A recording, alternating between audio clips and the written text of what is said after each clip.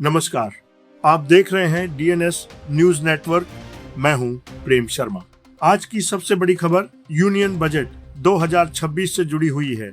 एक ऐसा बजट जो तात्कालिक खुशियां बांटने से ज्यादा देश के भविष्य की तस्वीर साफ करने की कोशिश करता है। वित्त मंत्री ने साफ संदेश दिया है कि सरकार की प्राथमिकता शॉर्ट टर्म पॉपुलिज्म नहीं बल्कि लॉन्ग टर्म ग्रोथ और स्ट्रक्चरल मजबूती है।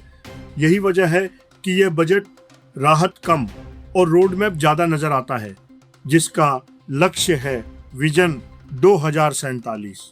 सरकार का दावा है कि मजबूत इंफ्रास्ट्रक्चर, मैन्युफैक्चरिंग, टेक्नोलॉजी और मानव पूंजी के दम पर भारत ने 7% से ज्यादा की आर्थिक वृद्धि हासिल की है और आने वाले वर्षों में भी स्थिरता के साथ तेज विकास की राह पर बना रहेगा। इस बजट को सरकार ने युवा शक्ति आधारित बजट बताया है, जिसमें गरीबों पर फोकस, प्रोडक्टिविटी बढ़ाने के प्रयास और सुधारों की निरंतरता साफ दिखाई देती है।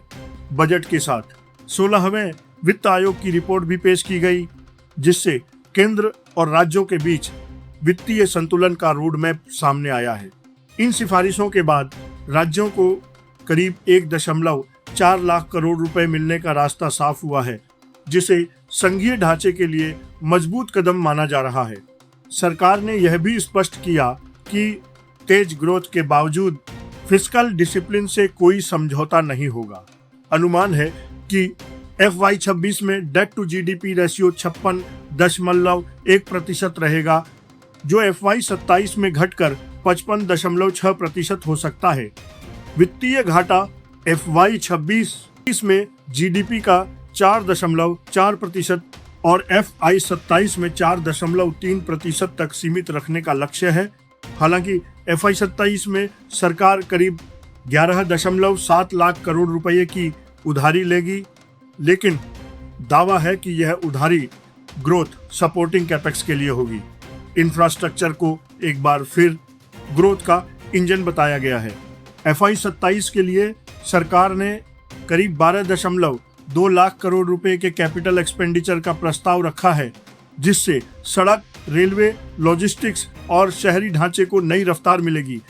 इंफ्रा रिस्क गारंटी फंड, 20 नए waterways, 7 high speed rail corridor और नए डेडिकेटेड फ्रेट कॉरिडोर। इन योजनाओं का मकसद है लॉजिस्टिक्स कॉस्ट घटाना और सप्लाई चेन को मजबूत करना। वाराणसी और पटना में शिप रिपेयर इकोसिस्टम, सी प्लेन निर्माण के लिए इंसेंटिव और 20,000 करोड़ रुपए की कार्बन कैप्चर योजना सरकार के ग्रीन ट्रांजिशन फोकस को दिखाती है। मैन्युफैक्चरिंग सेक्टर को आत्मनिर्भर भारत के अगले चरण के रूप में पेश किया गया है। सेमीकंडक्टर मिशन के तहत ISM-2 इलेक्ट्रॉनिक्स पार्ट्स के लिए 40,000 करोड़ रुपए, रेयर अर्थ मैग्नेट कॉरिडोर, नए केमिकल पार्क और 200 इंडस्ट्रियल कॉरिडोर को रिवाइव करने की घोषणा रोजगार और इंडस्ट्री को नई ताकत दे सकती है। बायोफार्मा और हेल्थ सेक्टर को भविष्य की ग्रोथ स्टोरी बताया गया है। 10,000 करोड़ रुपए के आवंटन, मेडिकल टूरिज्म के लिए 5 हब, आयुर्वेद के नए संस्थान, मेंटल हेल्थ इंस्टीट्यूट और हर जिले में ट्रॉमा सेंटर, स्वास्थ्य सेवाओं की पहुंच बढ़ाने की दिशा में अहम कदम है। MSME और टेक्सटाइल सेक्टर को रोजगार सृजन की रीढ़ मानते हुए SME ग्रोथ फंड, नई क्रेडिट गारंटी स्कीम और खादी हैंडीक्राफ्ट से जुड़ी योजनाएं छोटे कारोबारियों को संबल देंगी। किसानों की आय बढ़ाने के लिए AI आधारित agriculture, high value crops, fisheries, नारियल, काजू और कोको जैसी फसलों पर फोकस और महिला उद्यमियों के लिए सी मार्च की घोषणा भी की गई है। टैक्स फ्रंट पर सरकार ने संतुलित रुख अपनाया है। स्मॉल टैक्स पेयर्स को राहत, विदेशी शिक्षा और मेडिकल खर्च पर TCS में कटौती, लेकिन सट्टेबाजी पर लगाम के लिए F&O पर STT और शेयर बायबैक पर टैक्स बढ़ाया गया है। कुल मिलाकर यूनियन बजट 2026 कंजम्पशन बूस्ट से ज्यादा प्रोडक्टिव सेक्टर्स को सपोर्ट करने वाला बजट नजर आता है, जो तुरंत खुश करने के बजाय भारत की लंबी दौड़ की तैयारी करता दिखता है।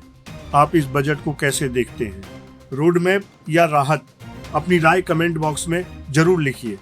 अगर आपको हमारी ये रिपोर्ट पसंद आई हो तो वीडियो को लाइक करें, कमेंट करें और DNS न्यूज नेटवर्क को सब्सक्राइब करना न भूलें। मैं हूं प्रेम शर्मा। धन्यवाद।